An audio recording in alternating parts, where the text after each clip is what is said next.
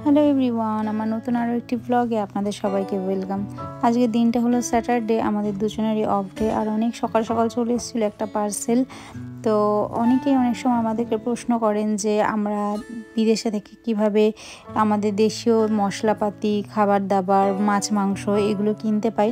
তো আজকে সেইটারই পুরো ব্লগটা শেয়ার করব যে আমরা কিভাবে কিনি, কিভাবে আর এখানে কেমন দাম থাকে সব জিনিসের। তো দেখতে থাকো পুরো ভিডিওটা। ফার্স্টে হচ্ছে আমরা এটা ওপেন করছি।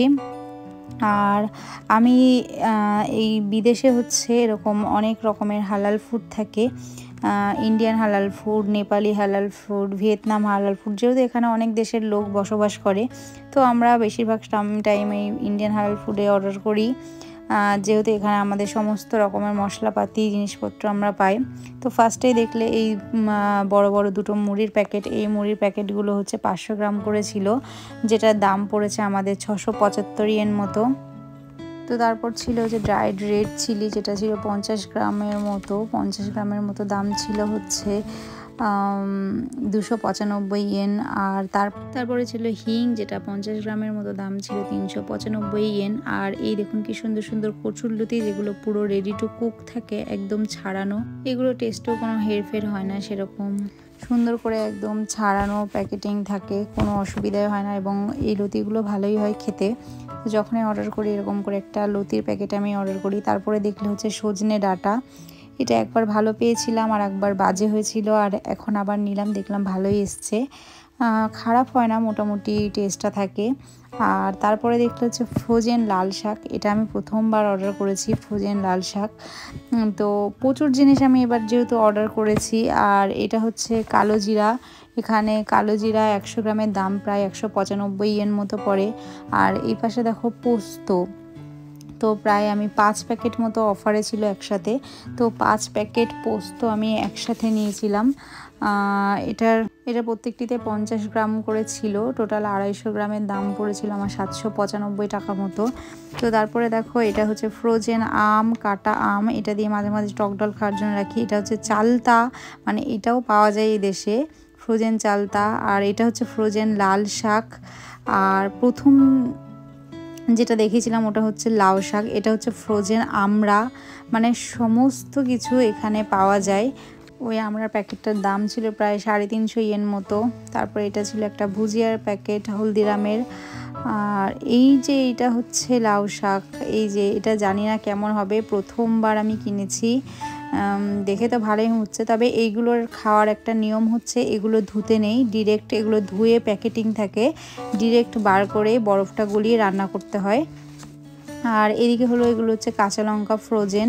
তো এখানে 3 প্যাকেট 600 গ্রাম মতো, দাম ছিল হচ্ছে 695 টাকা, 3 প্যাকেট মিলিয়ে 200 গ্রাম করেছিল। আর এটা হচ্ছে ফ্রাইড অনিয়ন বেরেস্তা, আমি একটা বড় প্যাকেট কিনেছি এবার অনিয়ন বেরেস্তার, 500 গ্রামের দাম ছিল প্রায় 525 টাকা মতো। আর এটা খুব সুবিধা, কারণ অনিয়ন বেরেস্তা করা খুব ঝামেলা, প্রচুর তেল লাগে, প্রচুর টাইম লাগে।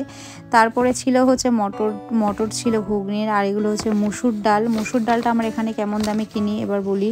3 কেজির দাম ছিল হচ্ছে 1005 ইয়েন মতো, 1005 টাকা মতো। আর এগুলো হচ্ছে লইটা শুটকি, আমি আবার আমার বর দুজনেই খুব ভালোবাসি শুটকি মাছ খেতে, তো লোটে শুটকি নিয়ে নিয়েছিলাম। আর তারপরে এটা ছিল একটা হলদিরামের খাবার, শুটকিটার দামও বলি, সেটা হচ্ছে 400 গ্রামের দাম ছিল 795 ইয়েন। আর এটা হচ্ছে বোরহানি মশলা, এটা আমার বর নিয়েছে ইচ্ছা করে। আর এরপরে হচ্ছে ডাল পুরি ফ্রোজেন, এটা জাস্ট ভেজেই খাওয়া যায়, রেডি টু ইট। তো এটার দাম ছিল 400 গ্রাম মতো 295 টাকা। আর এবার আসি হচ্ছে মাছের পাল্লায়, মানে কি ধরনের মাছ আমরা কিনেছি আর যেগুলো কিনেছি সেগুলোর দাম কত।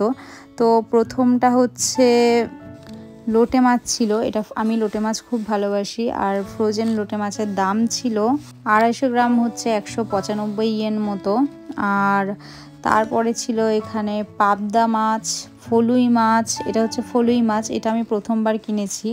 তো ফলুই মাছটার দাম ছিল, ফলুই ফিশটা ছিল 800 গ্রাম, আর 800 গ্রামের দাম ছিল 995 টাকা মতো। আর এটা হচ্ছে গুলশা মাছ, যেটা ছোট ট্যাংরা হয় সেটা, এটা 400 গ্রামের দাম ছিল প্রায় 750 টাকা মতো।